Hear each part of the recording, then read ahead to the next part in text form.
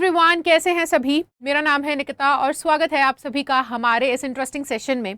आप लोग जानते हो कि इससे पहले हम लोगों के जो 3 लेक्चर्स हुए थे वो कैप से रिलेटेड, उसमें हम लोगों ने एंटोनिम्स, सिनोनिम्स और वन वर्ड सब्स्टिट्यूशन को कवर किया था। ठीक है, और मैंने आपको उस लेक्चर में कहा भी था कि हम लोग जो लेक्चर नंबर 4 होगा उसमें प्रैक्टिस करेंगे, बट वो मिक्स होगी। आज के सेशन में एंटोनिम, सिनोनिम, वन वर्ड और इडियम्स एंड फ्रेजेस भी हैं। बहुत सारे क्वेश्चंस हैं आज प्रैक्टिस करने के लिए, काफ़ी मज़ा आने वाला है, काफ़ी कुछ सीखने को भी मिलेगा। लेक्चर को पूरा ज़रूर देखें। क्लास में पहली बार आए हैं तो चैनल को सब्सक्राइब करना मत भूलना, सेशन को लाइक करना और अपने सभी दोस्तों के साथ शेयर भी करो। ठीक है, उनको भी बताओ, उनको भी कुछ अच्छा पढ़ने को मिले। ठीक है, चलिए स्टार्ट करते हैं इसी के साथ। आज है हमारा सेशन या लेक्चर नंबर 4। एंड बेटा, क्लास में तो बहुत कुछ सीखेंगे ही सीखेंगे, लेकिन घर पर प्रैक्टिस करना भी ज़रूरी है। बिना प्रैक्टिस के हम कुछ नहीं कर सकते, कितना सीख लो सब भूल जाओगे। एम्बाइब का ऐप डाउनलोड कर लेना। यहाँ पर काफ़ी सारी चीज़ें आपको मिलेंगी। प्रैक्टिस टेस्ट हैं, प्रैक्टिस सीरीज़ हैं, प्रैक्टिस सेट है और टेस्ट सीरीज़ हैं। स्टडी मटेरियल काफ़ी अमेजिंग है, आप यहाँ पे चेक कर सकते हो। सभी सब्जेक्ट्स के लिए बुक्स भी अवेलेबल हैं। इसको ज़रूर चेक करना, यहाँ से भी स्टडी करना। एंड आज की क्लास की PDF जो कि बहुत इंपॉर्टेंट होगी, वो आपको यहाँ पर मिल जाएगी। ठीक है, आज की क्लास में मैंने बहुत छान करके चुनिंदा ऐसे शब्दों को चुना है जो आपके एग्जाम्स में आए हैं या तो प्रीवियस ईयर क्वेश्चन पेपर में आए हैं। ठीक है, इस तरीके के मैं वर्ड्स लेकर के आई हूँ, इस तरीके के इडियम्स मैं आपके सामने लेकर आई हूँ। आज की क्लास की PDF भी उतनी ही इंपॉर्टेंट है जितनी ये क्लास। आपको PDF मिलेगी हमारे इस टेलीग्राम चैनल पे, इसको ज्वाइन कर लेना। ठीक है, चलो। और क्लासेस का टाइम ज़रूर देख लो, टाइम टेबल आपके सामने है। ठीक है, इस टाइम पर सबकी क्लासेस होती हैं। ज्वाइन करो, ध्यान से पढ़ो। सिर्फ इंग्लिश पढ़ने से नहीं होगा, सभी सब्जेक्ट्स पर हमको ध्यान देना पड़ेगा। क्लियर? चलिए स्टार्ट करते हैं। अब सेशन जो है वो थोड़ा इस तरीके से चलने वाला है कि आपके सामने क्वेश्चंस आते चले जाएंगे और मैं आप लोगों को कुछ 10 सेकंड्स के अराउंड टाइम दूंगी। कमेंट सेक्शन में आप लोग मुझे आंसर बताओगे कमेंट करके कि इसका आंसर क्या होने वाला है, and then we will discuss it. ठीक है, क्वेश्चन क्विज टाइप का सेशन है ये। चलो स्टार्ट करते हैं। Antonyms, synonyms, idioms and phrases and one word substitution, तीनों चारों जगहों से आपके पास क्वेश्चंस आने वाले हैं, मिक्स होंगे। चलिए, बहुत जरूरी है बेटा, डायरेक्शंस पे उतना ही ध्यान देंगे जितना क्वेश्चन पे, जितना वर्ड्स पे। चलो क्वेश्चन देखते हैं क्या लिखा है। Choose the word which can be used in the place of given word of phrase.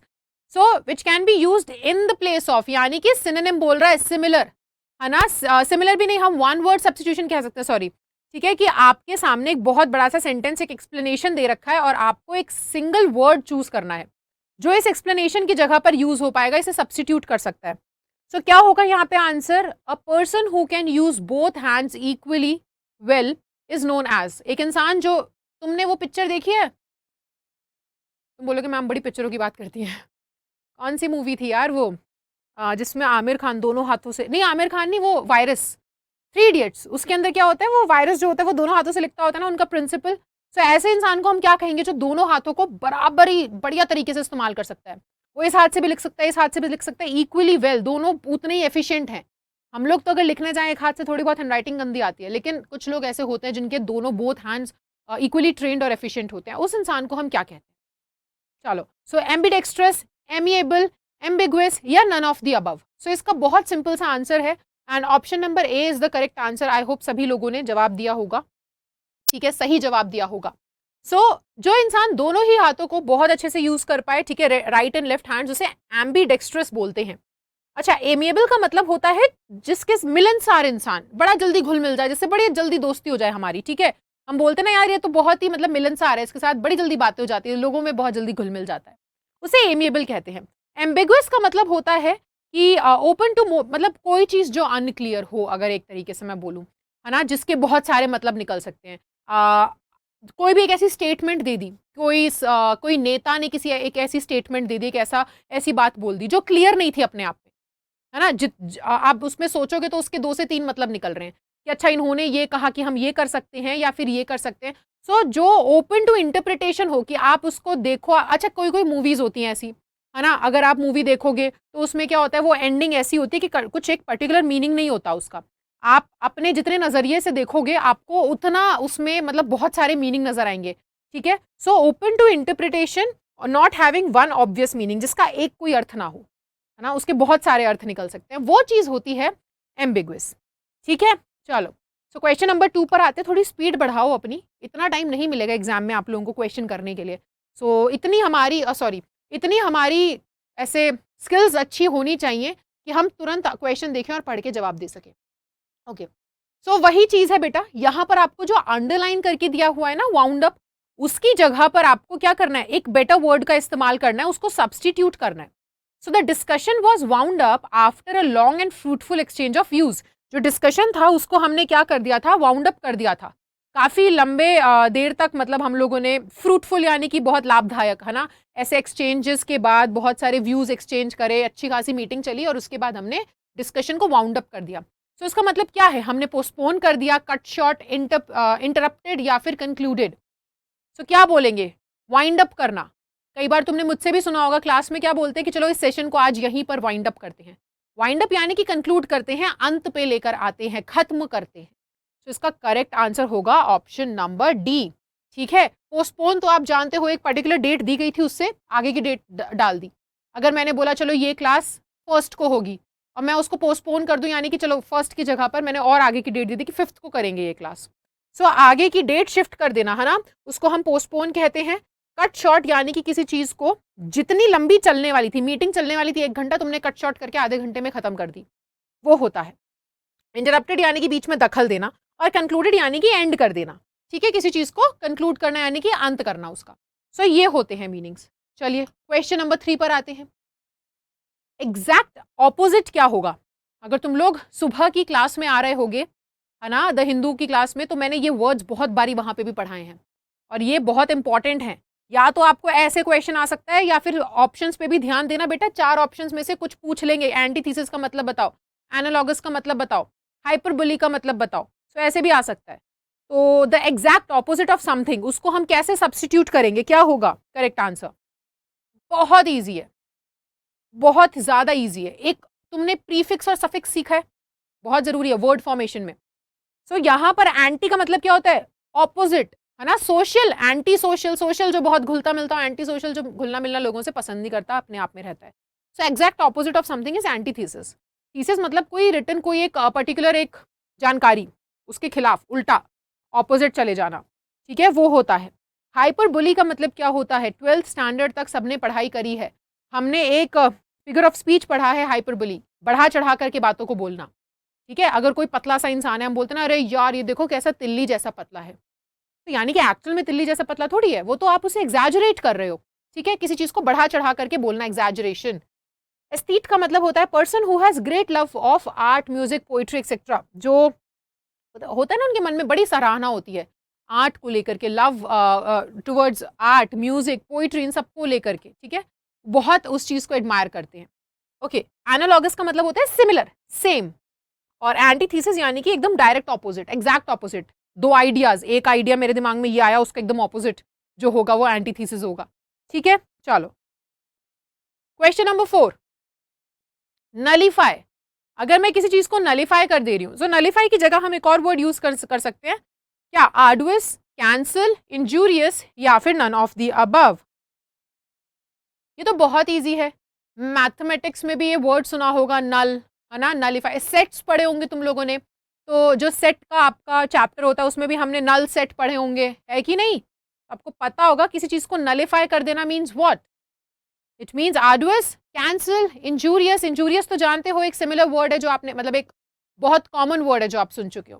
तो यहाँ पर आंसर होगा कैंसिल कर देना, नलीफाई का मतलब। ठीक है, so nullify means make legally null and void, invalidate. ठीक है, आर्डुअस का मतलब क्या होता है, उसका मतलब होता है लेबोरियस, बर्डनसम, डिफिकल्ट, टायरिंग, थका देने वाला। ठीक है, बड़ा ही थका देने वाला। एंड इंजूरियस तो आप जानते हो, हार्मफुल। ठीक है, हाँ जी, तो तीनों वर्ड्स मैंने एक्सप्लेन कर दिए यहाँ पर। ओके, सो क्वेश्चन नंबर 5 पर आ जाते हैं। क्वेश्चन नंबर 5 है न्यूमेरस। न्यूमेरस की जगह पे हम क्या यूज कर सकते हैं, क्या बोल सकते हैं, प्रोफ्यूज, आर्केन, एबहॉरेंट या मेनेसिंग। जल्दी जल्दी से बताओ। मेनेसिंग वर्ड सुना होगा, कॉमन है काफी। चलो, सो यहाँ पर न्यूमेरस यानी कि इन अबंडेंस, बहुत सारा, अधिक मात्रा में। ठीक है, सो यहाँ पर प्रोफ्यूज आपका करेक्ट आंसर होगा। क्लियर?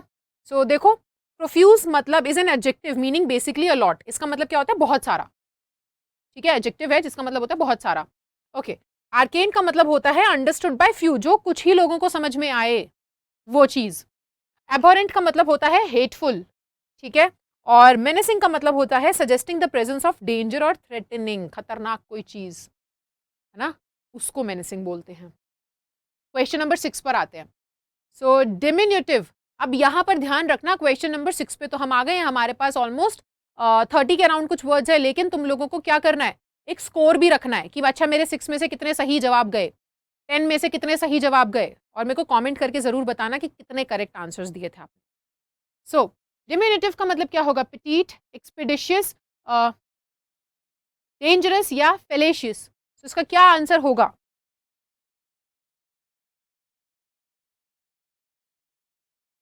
ठीक है, आई होप डेंजरस का मतलब तो जानते ही हो क्या होता है क्या नहीं होता है। तो करेक्ट आंसर है ऑप्शन नंबर ए। अब पेटीट का मतलब क्या होता है, देखो पेटीट का मतलब होता है, हम बोलते हैं ना पेटीट फिगर, छोटा सा पतला सा नन्ना मुन्ना सा, उस टाइप का, स्मॉल, ठीक है। सो ये होता है पेटीट, और इसको हम डिमिन्यूटिव भी बोल सकते हैं, ठीक है। तो ये दोनों तो सेम हो गए, डेंटी भी बोला जाता है। ओके, एक्सपीडिशियस मतलब होता है स्पीडी, स्विफ्ट, बड़ी जल्दी, अफरा तफरी में एकदम, ठीक है। डेंजरस तो आप जानते हो, विशियस बोल सकते हैं, विशिएट बोल सकते हैं, हमने ये सारे वर्ड्स क्लास में सीखे हैं। ट्रेचरस, थ्रेटनिंग बोल सकते हैं, हॉरिफाइंग बोल सकते हैं, डरा देने वाला, दिल दहला देने वाला, खतरनाक। फेलेशियस का मतलब होता है जिसमें कमियां हो, जिसमें खामियां हो, फ्लॉड हो, फॉल्स हो, एरनस हो, ठीक है। अगर एक पर्टिकुलर आर्टिकल मैंने देखा जिसमें गलत इंफॉर्मेशन दे रखी है, तो मैं क्या बोलूंगी कि फेलेशियस है, ये इसके अंदर बहुत कमियां हैं, इसमें बहुत गलतियां हैं, वो बोला जाएगा, ठीक है। क्वेश्चन नंबर 7, फ्लीटिंग, ये तो बहुत ईजी है यार, बहुत ही ज्यादा आसान है। ये वर्ड तो मैं मान के चल रही हूँ क्लास में ऑलमोस्ट 99% बच्चों का आंसर सही आना चाहिए। फ्लीटिंग मोमेंट बोलते हैं हम, है ना। सो क्या इसको हम कैसे रिप्लेस कर सकते हैं, सब्स्टिट्यूट किस वर्ड से करेंगे? ट्रांसिएंट, ट्रांसपेरेंट, ट्रैंक्विल या टिपिड। अब यहाँ पर मैं मान रही हूँ ट्रैंक्विल का मतलब पता होना, ट्रैंक्विल का मतलब आपको पता होना चाहिए, बहुत ईजी है, बचपन में सीखा है। ट्रांसपेरेंट का मतलब जानते हो गए, और ट्रांजिएंट का मतलब भी पता होना चाहिए। टिपिड एक नया वर्ड है कि नहीं? हम बोल रहे हैं फ्लीटिंग, अपने आप ही पता आना चाहिए यार, ट्रांजिएंट होना चाहिए इसका आंसर, है कि नहीं? क्षणिक, क्षण भर के लिए, जो बहुत शॉर्ट टाइम के लिए लास्ट करे, ज्यादा लंबा चले ही ना। फ्लीटिंग मोमेंट, है ना, कि ऐसे आया ऐसे गया। जब टीचर क्लास में एब्सेंट हो या जब मजे आ रहे हो तो टाइम का पता नहीं चलता, कितनी जल्दी निकल जाता है कि नहीं, है ना। लेकिन वहीं पर अगर एक बहुत बोरिंग सी क्लास चल रही हो तो एक एक मिनट बड़ा भारी लगता है। ऐसी जो बहुत शॉर्ट शॉर्ट लिव्ड भी बोल सकते हैं उसको, पता है, ट्रांजिएंट को हम शॉर्ट लिव्ड भी बोल सकते हैं, जो क्षण भर के लिए रहे, ठीक है। ट्रांसपेरेंट जो सी थ्रू होता है। ट्रैंक्विल यानी कि पीसफुल, शांति, है ना। और टेपिड का मतलब होता है अनएंथुसियास्टिक, तुम्हें फर्क ही नहीं पड़ता जब हम बेमन से कोई काम करें, हाफ हार्टेड, है ना, कि मेरा पूरा मन ही नहीं है ये काम करने का, बस करना पड़ रहा है इसलिए कर रहे हैं, ठीक है।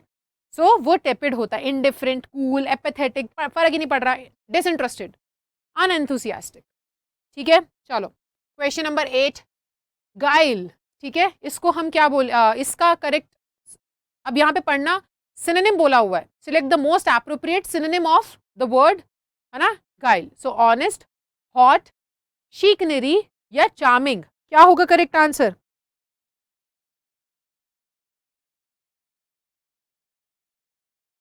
चलो, अब हॉट का मतलब पता होगा, चार्मिंग का मतलब पता होगा, ऑनेस्ट का मतलब पता होगा, लेकिन गाइल का मतलब नहीं पता होगा, और ऑप्शन सी भी नहीं पता होगा। यहाँ पे correct answer option number C ही है वैसे तो, लेकिन हम इसका मीनिंग जान लेते हैं, ठीक है। चलो, सबसे पहले तो समझो गाइल का मतलब क्या होता है, स्लाई और कनिंग, इंटेलिजेंस, एकदम बोलते हैं ना शाना, ठीक है, चतुर, चालाक, वो होता है गाइल। जो इंसान बहुत ही स्मार्ट हो, and smart in the sense cunning, cunning समझते हो ना कैसे बोलते हैं, एक होता है smart in book smart, he is very smart positive way में। कनिंग होता है मतलब जो बहुत पीपल स्मार्ट होते हैं, जो लोग, है ना, चतुर चालाक किस्म के, वो गाइल होते हैं, ठीक है। और यहाँ पर ऑनेस्ट का मतलब तो आप जानते हो, सिंसियर, ठीक है, ट्रूथफुल। अच्छा, वैसे ही चार्मिंग, डिलाइटफुल, प्लीजिंग, प्लेजेंट, बड़ा ही जो मनमोहक कह सकते हैं। शिकनरी का मतलब होता है ट्रिकरी, डिसेप्शन या डिसीट, धोखा, ठीक है, धोखाधड़ी, डिसेप्शन, धोखा, वही वही बात है, तीनों का मीनिंग एक ही है। क्लियर? चलो, ये सिनोनिम्स थे। ओके, क्वेश्चन नंबर 9, अब वोरेशियस का सिनोनिम बताएंगे आप लोग, यानी कि similar meaning. Voracious, tenacious, truthful, specious, ravenous.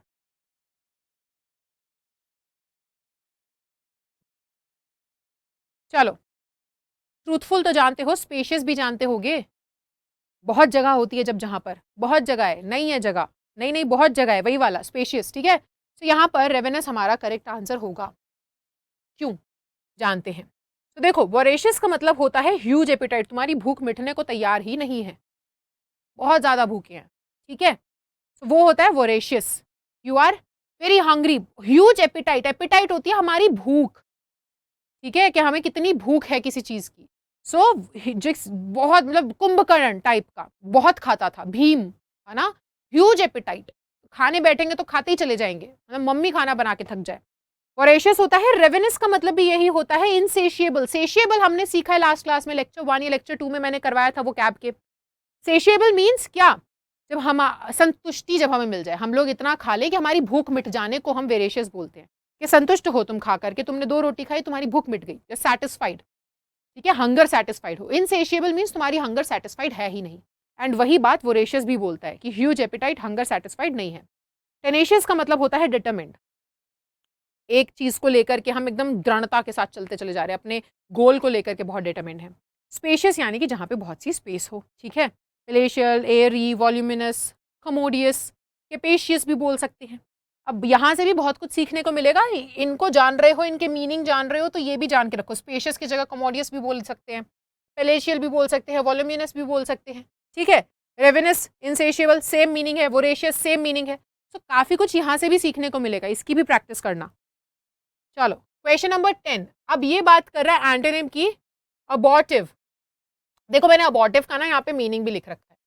तो अब तुम लोग बताओ क्या होना चाहिए। सुना है तुम लोगों ने कोई आर्मी के जो लोग होते हैं, उनके बीच में क्या होता है, ऐसे एक बात होती है ना, मिशन अबॉर्ट, मिशन अबॉर्ट, ठीक है, कि कैंसिल करो इसको, मिशन को छोड़ो, है ना, इसे वापस लेते हैं, आगे आगे हम जो भी हम अपने मिशन पे आए तो उसे आगे नहीं करेंगे। अबॉर्टिव का मतलब failing to produce the intended result, कि जो आपने सोचा था, है ना, वो रिजल्ट आप नहीं दे पाए। So failing to produce the intended result, इसका मीनिंग क्या, इसका सिनोनिम क्या होगा। Fruitful, familiar, unsuccessful, consuming. बहुत इजी है, कर सकते हैं आंसर, ठीक है। सो फ्रूटफुल, लाभदायक, फेमिलियर, जाना पहचाना, कंज्यूमिंग, कंज्यूमिंग तो जानते हो, कंज्यूम करना किसी चीज को, ठीक है। सो अनसक्सेसफुल, पता ही चल रहा है कि आप जो रिजल्ट आपको देना था आप वो नहीं दे पाए, यानी कि आप क्या रहे, असफल रहे। तो अनसक्सेसफुल, ठीक है। देखो, अबॉर्टिव का मीनिंग लिखा है फ्रूटफुल, है ना, प्रोड्यूसिंग गुड और हेल्प, अच्छे रिजल्ट्स, लाभदायक, ठीक है। कोई एक सेशन, आज की क्लास बड़ी ही फ्रूटफुल थी, काफी कुछ सीखने को मिला, ठीक है। सो लाभदायक थी, ये भी कह सकते हैं। फेमिलियर, जो चीज आप जानते हो, ठीक है। अनसक्सेसफुल भी पता है, फ्यूटाइल भी बोल सकते हैं, व्यर्थ, ठीक है। मेरे जो जितने भी एफर्ट्स थे एग्जाम को क्लियर करने के लिए, वो फ्यूटाइल गए, यानी कि एग्जाम क्लियर करने में जितने भी मैंने एफर्ट्स मारे वो सारे बेकार गए। Consuming, completely filling one's mind, attention, absorbing, ठीक है। चलो, question number 11, synonym of tenacious, अभी पढ़ा था हमने ये वर्ड, अब तो आंसर कर पाओगे, अभी पढ़ा है 2 वर्ड्स पहले ही, है ना। चलो, so holding fast, collecting, fast running, intentional, tenacious, क्या होगा करेक्ट आंसर। सिनोनिम बताना है, और डायरेक्शंस को भी बेटा ध्यान से पढ़ते रहना, एग्जाम में भी, सिर्फ आज ही नहीं, एग्जाम में भी। इसका करेक्ट आंसर होगा होल्डिंग फास्ट, ठीक है। So tenacious means keep a firm hold of something, holding fast is the correct answer. किसी चीज को, किसी चीज पे फर्म होल्ड रखना, यानी कि देखो, डिटरमिन्ड अभी हमने पढ़ा था, है ना, कि मेरे को पता है मुझे लाइफ में ये अचीव करना है, तो यही अचीव करना है, और उसके साथ ही चल रहे हैं, इधर से उधर नहीं डगमगा रहा हमारा एम, हमारा गोल। तो उस तरीके से कह सकते हैं होल्डिंग फास्ट, यानी कि आप होल्ड ऑन टू समथिंग, किसी चीज के ऊपर टिके रहना एक तरीके से, ठीक है, वो मीनिंग हो जाता है। बाकी की मीनिंग्स आप जानते थे। सो अब आता है हमारा ये 12th word, terse, brief in speech, beyond fear, without honour, या अंडर स्ट्रेन। क्या होगा इसका correct answer. Under strain, strain का मतलब जानते हो, दबाव के अंदर। विदाउट ऑनर, है ना, ऑनर रिस्पेक्ट होती है एक तरीके से। बियॉन्ड फियर, वो बोलते हैं ना, डर के आगे जीत है, वो बियॉन्ड फियर इज वही वाला डर के आगे, ठीक है। ब्रीफ इन स्पीच, ब्रीफ मतलब शॉर्ट इन स्पीच। सो यहाँ पर करेक्ट आंसर, साथ के साथ थोड़ा जल्दी जल्दी आंसर करो। सो 12th का करेक्ट आंसर होगा option number A, brief in speech, ठीक है। सो देखो, जब हम कोई स्टेटमेंट दे रहे हैं, शॉर्ट में बता दी कोई कहानी, तुमने शॉर्ट में एक्सप्लेन कर दिया, शॉर्ट में एक बात की, वो होता है ना 100 बात की एक बात, वही, ठीक है। सो ये आपका करेक्ट आंसर है। चलो 13th, अब ना हम आ गए हैं एंटोनिम्स पर।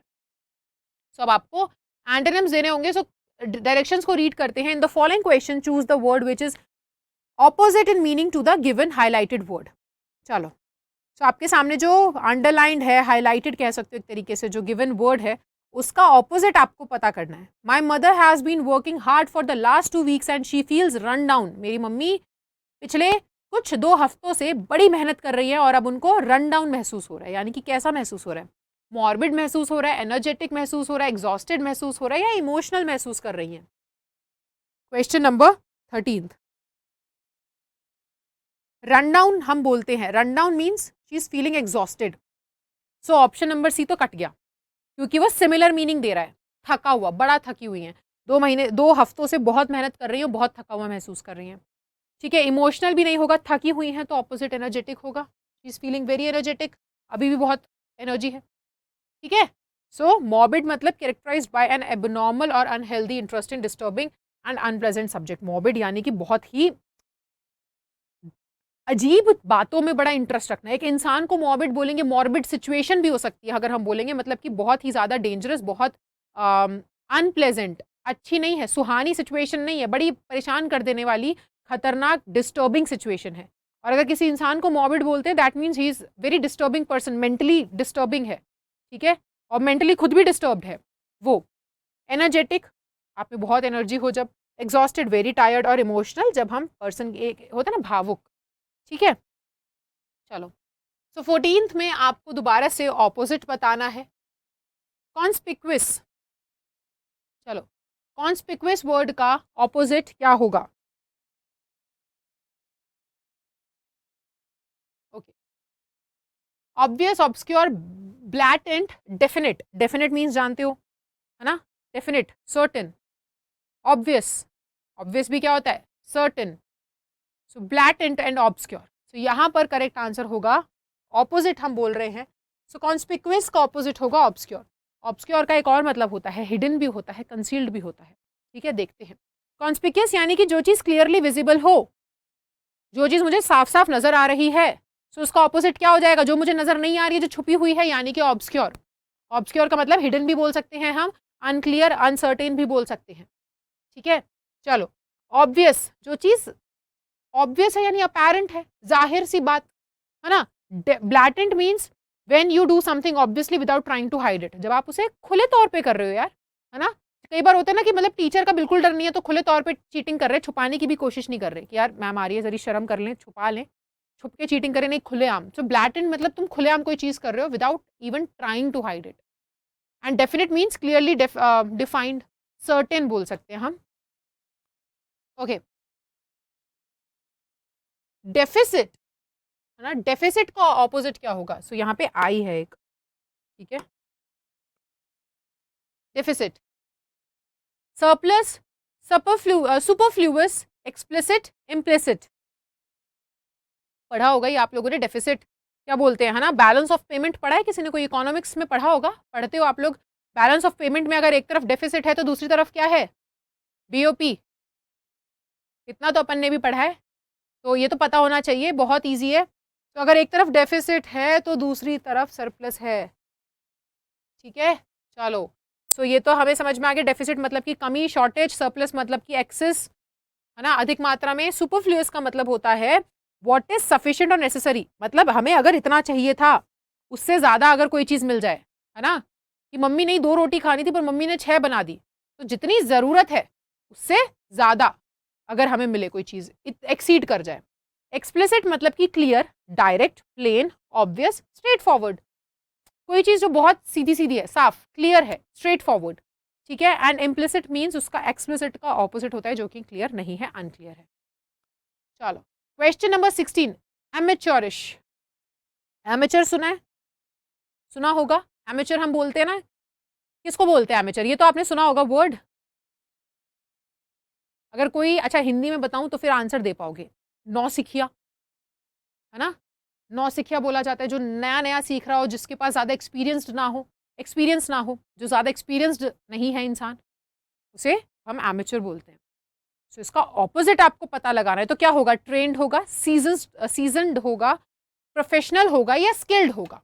अब ये कुछ ऐसे वर्ड्स हैं जो तुम्हें कंफ्यूज कर सकते हैं, है ना, क्योंकि बहुत सिमिलर सा मीनिंग लग रहा है, लेकिन बहुत क्लियर आंसर है। एमेचरिश मतलब कि नौसिखिया है, ज्यादा नहीं पता। नूब बोलते हो ना, तुम गेम खेलते होगे सारे के सारे, कुछ किसी ने तो खेला ही होगा।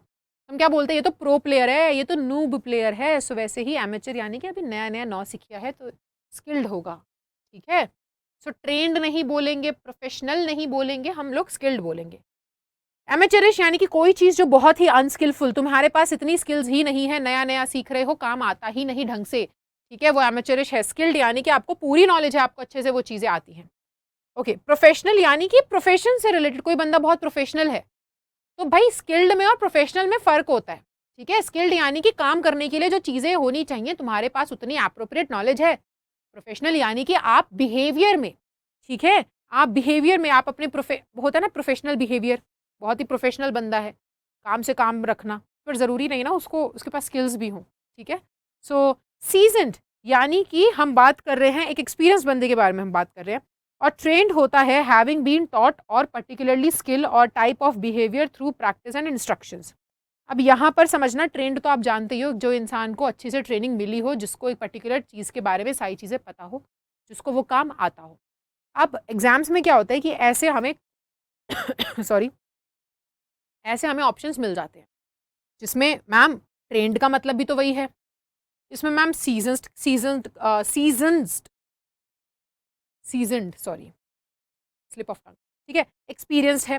तो जब इनके सिमिलर सिमिलर ही मीनिंग है, तो फिर हम लोग स्किल्ड को ही क्यों चूज कर रहे हैं? मैम हम सीजन्ड भी बोल सकते हैं, ट्रेंड भी बोल सकते हैं, हम ये भी तो बोल सकते हैं, हमने स्किल्ड को ही क्यों चूज किया? तो बेटा यहाँ पर एक चीज समझो कि क्वेश्चन आपको ऑलरेडी बोल रहा होता है कि या तो एग्जैक्ट मीनिंग, या तो एग्जैक्ट ऑपोजिट, या नियरली ऑपोजिट चूज करो। तो जब तुम्हारे पास एक चीज का एग्जैक्ट ऑपोजिट मौजूद है, तो तुम नियर ऑपोजिट पे क्यों जाओगे? जब मुझे बोला है कि काम नहीं आता और मुझे बोल रखा है इसका ऑपोजिट क्या होगा, जिसको काम आता है, तो वो आंसर जब लिखा हुआ है, तो फिर हम नियर सब्सटीट्यूट्स के या नियर ऑपोजिट के पास क्यों जाए? अगर स्किल्ड होता ही नहीं ऑप्शन में, तो मैं ऐसे पास के सब्सटीट्यूट्स ढूंढती, पास के आंसर ढूंढती जो आसपास हैं, उसके नियर ऑपोजिट है, बट एग्जैक्ट ऑपोजिट है तो उसी को चूज करते हैं। तो ये हमेशा याद रखना, कंफ्यूज नहीं होगे। ओके, परफेक्ट, इससे ज्यादा आसान कुछ नहीं हो सकता। ऑपोजिट बताओ इसका, ठीक है। सो परफेक्ट का क्या होगा आंसर? डिफेक्ट, कंप्लीट, इम्परफेक्ट, अगली। कितना आसान है ये, इसका आंसर तो इम्परफेक्ट ही होगा। कोई चीज़ एकदम परफेक्ट है तो यानी कि वो परफेक्ट नहीं है, उसमें बहुत खामियां हैं। परफेक्ट यानी कि good as it is possible to be, जितना अच्छा हो सकता है उतना अच्छा, कोई कमी ना होना, है ना। और डिफेक्ट यानी कि उसके अंदर कमियां हैं। कंप्लीट यानी कि वो पूरा है। इम्परफेक्ट यानी कि वो परफेक्ट नहीं है, फॉल्टी है, इनकम्प्लीट है। अब तुम बोलोगे मैम देखो कंप्लीट यहाँ, सॉरी डिफेक्ट यहाँ पर लिखा था, ये चीज़ यहाँ पर लिखी थी, तो बेटा जब हमारे पास, समझ रहे हैं हम, डिफेक्ट का मतलब भी होता है कमियां, इम्परफेक्ट का मतलब भी एक तरीके से हम कमी की ही बात करें, बट जब एग्जैक्ट ऑपोजिट मौजूद है तो नियर ऑपोजिट पे क्यों जाना? इसलिए अगली मीन्स जो चीज़ प्लीजिंग ना हो, अच्छी ना हो, बदसूरत। ओके, 18th ऑगमेंट, इसका क्या होगा answer? Supplement, decrease, increase, defend. Augment,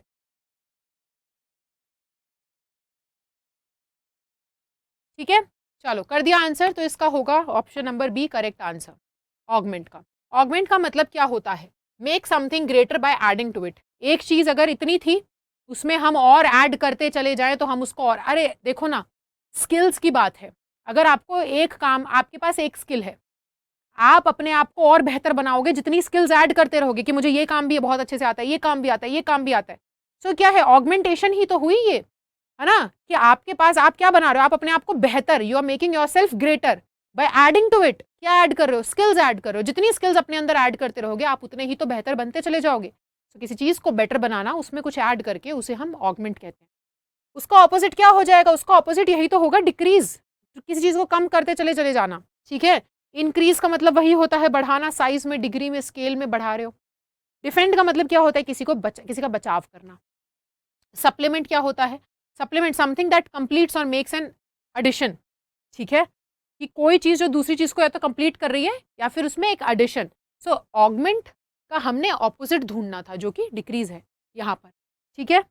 चलो क्वेश्चन नंबर 19, कैलस, कैलस का ऑपोजिट ढूंढना है हमें दोबारा से। सो जेंटल, सेंसिटिव, परसुएसिव या केयरिंग। जेंटल क्या है, विनम्र तरीके से।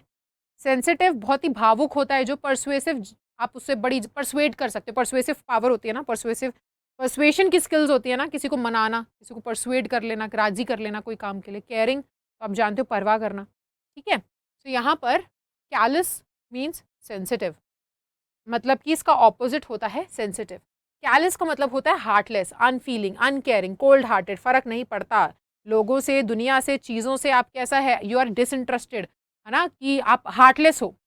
मतलब अगर सोचो रोड किनारे जा रहे हो और हमें एक छोटा सा प्यारा सा क्यूट सा पपी मिले जो बहुत पेन में है, बहुत दर्द हो रहा है उसको, और वो रो रहा है, तो कुछ लोग होंगे जो निकल जाएंगे वहां से, उनको फर्क भी नहीं पड़ेगा, ले, है ना। तो वो क्या, कैलस बोल सकते हैं हम, कि देखो दिल ही नहीं है बेचारे को, बुरा ही नहीं लगा, तरस ही नहीं आया उसको, फर्क ही नहीं पड़ता, है ना, इमोशंस ही नहीं है अंदर। और एक इंसान जो होगा वो क्या करेगा, वो सेंसिटिव होगा, वो रुकेगा, वो देखेगा, वो हेल्प करने की कोशिश करेगा। सो वही कैलस होता है, ऑपोजिट उसका क्या होगा, सेंसिटिव होगा। जेंटल मीन्स काइंड बिहेवियर, वही विनम्र जैसे मैंने कहा कैरेक्टर में। परसुएसिव यानी कि आप परसुएड कर सकते हो किसी को, है ना। यार अच्छा मम्मी हमारी हमें बाहर नहीं जाने दे रही, हम क्या बोलते हैं, बेस्ट फ्रेंड से कॉल करवाते हैं, क्या तू मना मेरी मम्मी को, तू मना लेगी, तो क्या है, वो परसुएड कर रही है, क्या आंटी प्लीज जाने दो बाहर, ठीक है। केयरिंग मीन्स काइंडनेस, वही कंसर्न, दूसरों की परवाह करना। ओके, अब आते हैं गैरुलस। गैरुलस का मतलब क्या होता है, ग्रूसम, सॉरी हम ऑपोजिट देख रहे हैं, gruesome, creative, quite, exaggerated. Garrulous, चलो ठीक है, कर दिया सबने आंसर। सो यहाँ पर हमारा करेक्ट आंसर होगा option number D.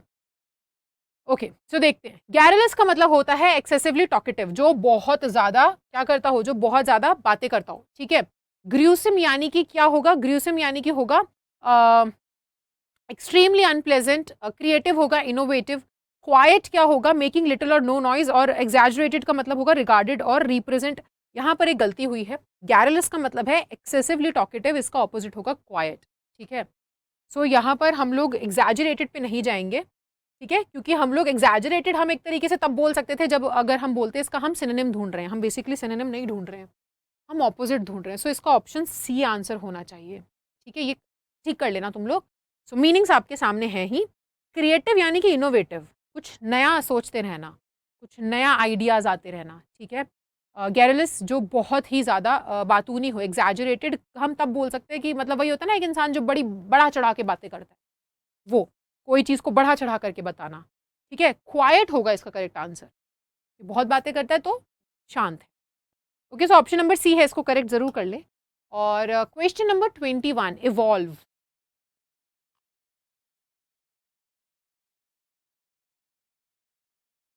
Suspend, stop, withdraw, withhold. तो इसमें भी ऑपोजिट देखना है, तो इसका आंसर क्या होगा, इसका आंसर होगा विदहोल्ड, ठीक है। सो इवॉल्व का मतलब तो आप लोग जानते होंगे, इंसान भी इवॉल्व होता जा रहा है, डेवलप ग्रेजुअली, धीरे धीरे धीरे धीरे। इवोल्यूशन तो समझते हो ना, हम लोग क्या, हम लोग बंदर से इंसान बने, है कि नहीं, धीरे धीरे ग्रेजुअल डेवलपमेंट होती जा रही है।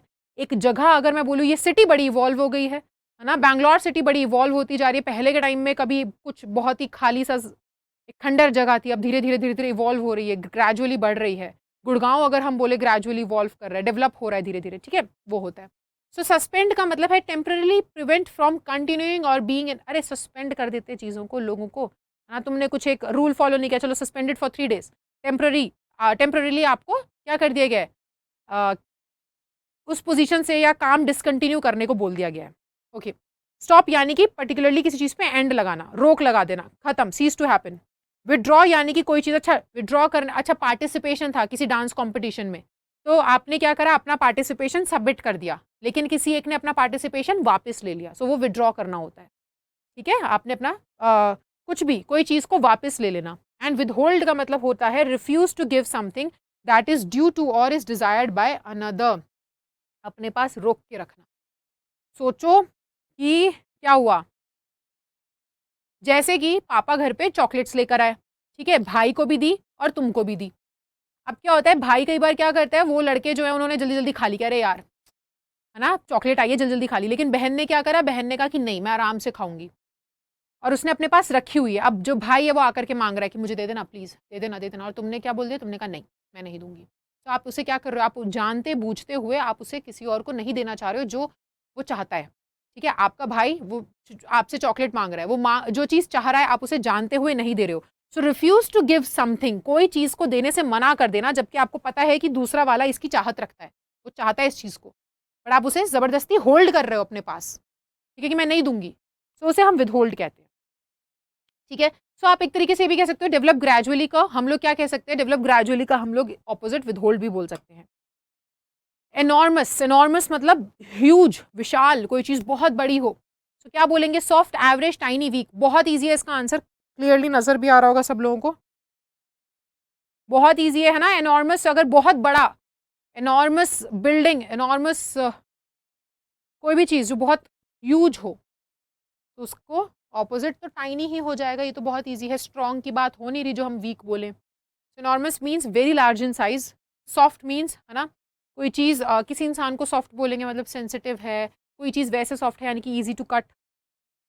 एवरेज, ऑर्डिनरी, ठीक है। टाइनी मतलब वेरी स्मॉल, और वीक यानी कि आपके पास उतनी पावर ही नहीं है, आप स्ट्रॉन्ग नहीं हो, स्ट्रॉन्ग का ऑपोजिट वीक होगा। चलो question number 23, exodus, influx, Homecoming, return, restoration.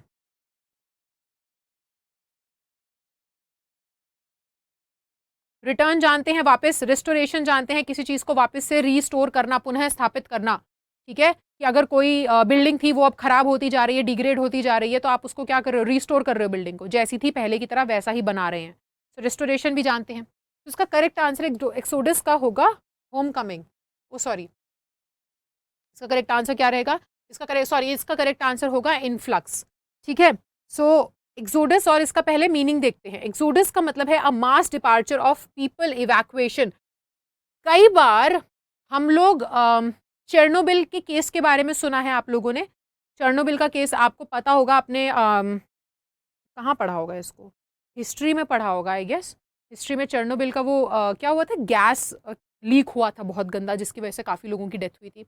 सो ऐसा इवैक्यूएशन का मतलब होता है कि एक पर्टिकुलर एरिया से लोगों को इवैक्यूएट करवाना, यानी कि भारी मात्रा में उनको बोलना कि आपको ये जगह खाली करनी पड़ेगी due to some dangerous reasons, या फिर है ना कोई ऐसे किसी खतरनाक वजह के कारण। सो चेरनोबिल में क्या हुआ था, लोगों को इवैक्यूएट करवा दिया था कि आपको ये बिल्डिंग, अगर किसी बिल्डिंग में आग लग जाए तो हम इवैक्यूएट करवाए थे कि जल्दी बिल्डिंग को खाली करो, है ना, सेफ्टी पर्पस की वजह से। सो एक्सोडस का मतलब यही होता है जब भारी मात्रा में लोग एक तरफ से उठ करके दूसरी तरफ चले जाते हैं, इवैक्यूएट कर देते हैं। सो उसका ऑपोजिट क्या होगा, उसका ऑपोजिट हम लोग डायरेक्टली क्या बोल सकते हैं, होम कमिंग भी एक तरीके का, मैंने इनफ्लक्स देखा ही नहीं एक्चुअल में, ध्यान नहीं गया। होम कमिंग क्या होता है, घर वापसी, लेकिन हम लोग यहाँ पे इनफ्लक्स होगा, इसका एग्जैक्ट ऑपोजिट दिया हुआ है यहाँ पर, एन अराइवल और entry of large number of people और थिंग्स। ठीक है, so exact opposite already given है, इसलिए यहाँ पर आपका आंसर इनफ्लक्स होगा। सो अगर मार्स डिपार्चर ऑफ पीपल हो रहा है, बहुत सारे लोग भारी मात्रा में छोड़ करके एक जगह को जा रहे हैं, इनफ्लक्स यानी कि भारी मात्रा में लोग एक जगह पे आ रहे हैं। ठीक है, इन इम्पोर्ट एक्सपोर्ट समझते हो ना। सो एक्सोडस, लीविंग, डिपार्चर, इनफ्लक्स यानी कि इनकमिंग। ठीक है, होम कमिंग यानी कि घर वापसी। चलो, रिटर्न यानी कि वापस उस जगह पे आ जाना, एंड रिस्टोरेशन यानी कि किसी चीज को जैसी वो पहले थी वैसी बना देना। सो रिटर्न और होम कमिंग हम इसलिए नहीं बोलेंगे क्योंकि डायरेक्ट ऑपोजिट दे रखा है हमको। ठीक है, सो हम डायरेक्ट ऑपोजिट ही चूज करेंगे। ओके, अब यहाँ पर ये ईडियम दिया है आपको, सो हमारे पास अब सिर्फ 8 या 9 क्वेश्चंस बचे, जल्दी कर लेते हैं। तो ये ईडियम क्या है, to make clean breast of, इसका क्या मीनिंग होगा। 4 ऑप्शंस हैं आपके सामने। ठीक है, to make clean breast of, to gain prominence, या प्रोमिनेंस का मतलब होता है फेमस हो जाना। टू प्रेज वन सेल्फ, अपनी तारीफ करना या किसी की तारीफ करना। ठीक है, टू कन्फेस विदाउट रिजर्व, आपने जो गलती करी है आपने उसको जाकर के कन्फेस कर दिया, मान ली गलती।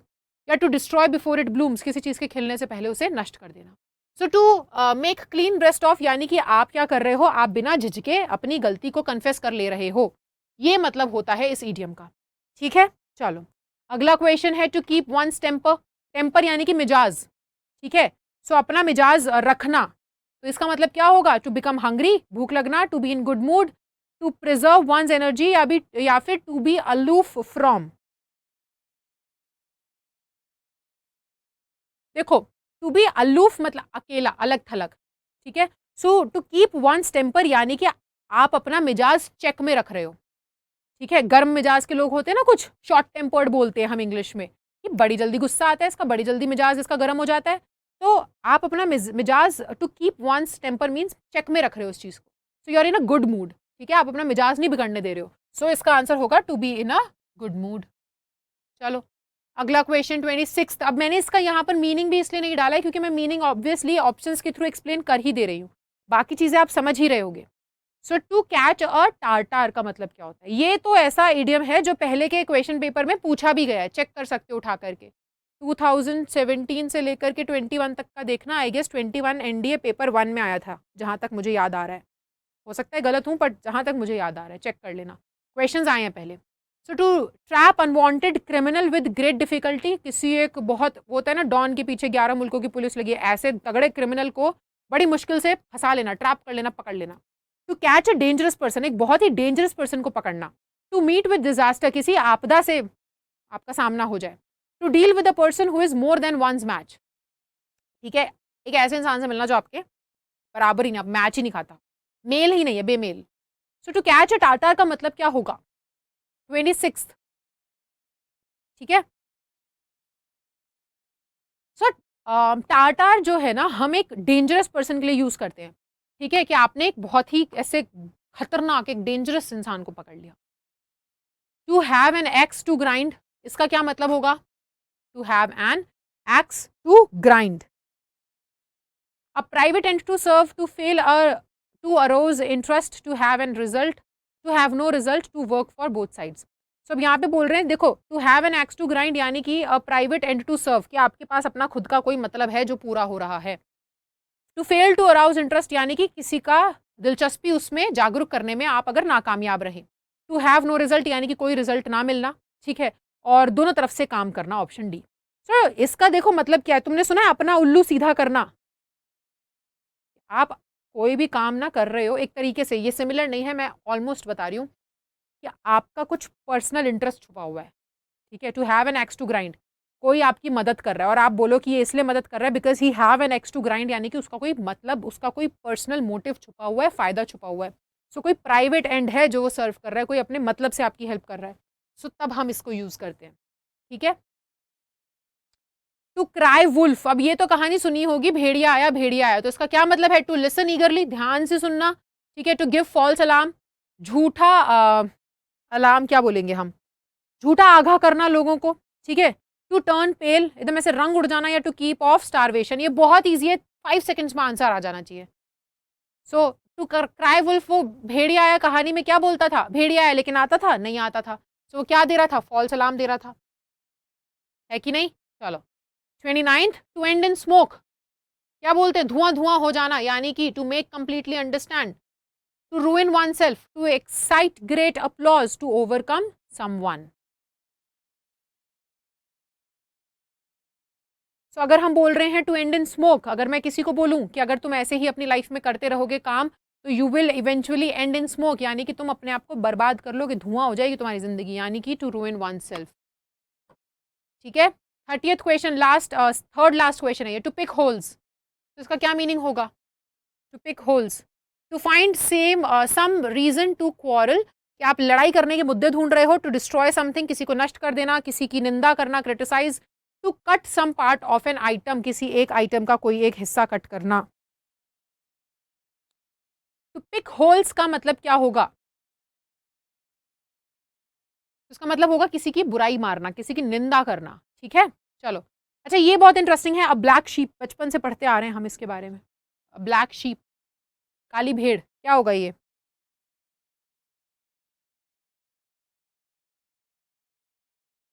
अगली person, lucky person, unlucky person. तो यहाँ पर ना इसका आंसर दिया ही नहीं हुआ है, ठीक है। अब ब्लैक शीप का मतलब होता है डिस्ग्रेस। अगर हम बोले तुम तो यार हमारे परिवार में एकदम कलंक हो, है ना, हमारे लिए तुम क्या है, डिस्ग्रेस लेकर के आ रहे हो। तो यानी कि लकी अनलकी की बात नहीं हो रही कि तुम लकी हो कि तुम अनलकी हो, बात ये हो रही है किस चीज़ की कि होते हैं ना शर्मनाक महसूस होना, काला धब्बा एक तरीके से। अगर हम किसी को बोलेंगे और ब्लैक शीप, तो यानी कि तुम हमारे लिए कलंक हो, ठीक है। सो इट इज़ नॉट, समझ रहे हो बात को, कलंक होना किसी चीज़ को, आप बोल रहे हो कि you are a disgrace to the family, है ना, कि तुम इस लायक ही नहीं हो और तुम हमारे लिए बहुत ही मतलब शेम, किसी को अगर आप बोलो कि आप हमारे लिए शेम लेकर के आ रहे हैं, ठीक है। सो वो होता है ब्लैक शीप का मतलब।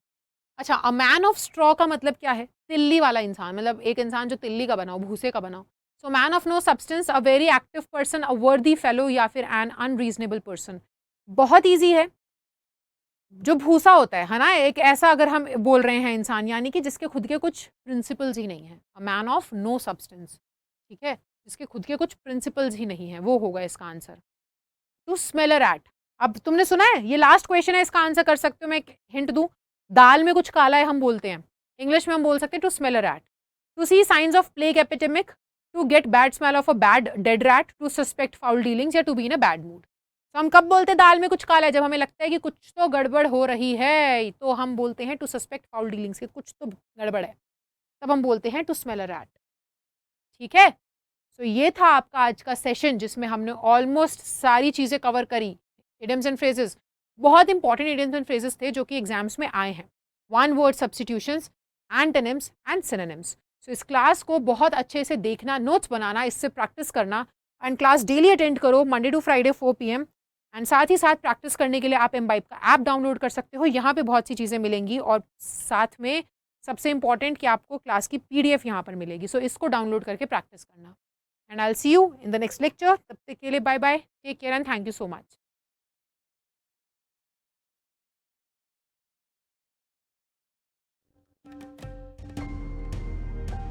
Keep imbibing. We believe in you.